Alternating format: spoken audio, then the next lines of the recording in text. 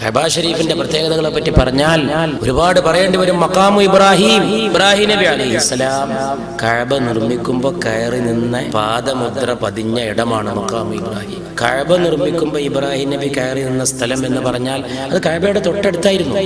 ആളുകൾ അനാചാരങ്ങൾ പ്രവർത്തിച്ചും നബി സല്ലല്ലാഹു അലൈഹി വസല്ലമയുടെ കാലത്തിന് മുമ്പ് എന്ന് പറഞ്ഞാൽ അതിന് തൊട്ടും വന്നിച്ചും ഇസ്ലാമിന്റെ കാലഘട്ടത്തോടു കൂടി ആ മഖാമു ഇബ്രാഹിമിനെ അവിടുന്ന് കൊണ്ടുപോയിട്ട് കുറച്ച് മാറ്റി ഇപ്പൊ ഒരു പളുങ്ക് കൂട്ടിൽ സ്ഥാപിച്ചിരിക്കുന്നു. മതാഫിലാണ് തവാഫ് ചെയ്യുന്നതിന്റെ ഇടയിൽ കാണാം. മഖാം ഇബ്രാഹിമിന്റെ പ്രത്യേകത ഇസ്ലാമിനെ സംബന്ധിച്ച് വളരെ പ്രധാനപ്പെട്ട ഒരു ചരിത്രത്തെ ഓർമ്മപ്പെടുത്തുകയാണ്, കഅബയുടെ നിർമ്മാണത്തെ ഓർമ്മപ്പെടുത്തുകയാണ്. ആ കഅബ ഷരീഫ് എന്ന് പറയുന്നത് അല്ലാഹു സുബ്ഹാനഹു വ തആല വളരെയേറെ അനുഗ്രഹിച്ച അല്ലാഹുവിന്റെ ചിഹ്നങ്ങളിൽപ്പെട്ട ഒരു ചിഹ്നമായതുകൊണ്ട് അല്ലാഹു തആല കഅബ ഷരീഫിലൂടെ നമുക്ക് അനുഗ്രഹങ്ങൾ ചൊരിഞ്ഞു തരുന്നതിന്റെ ഒരു ഓർമ്മ പുതുക്കലാണ്, ഒരു അടയാളമാണ്.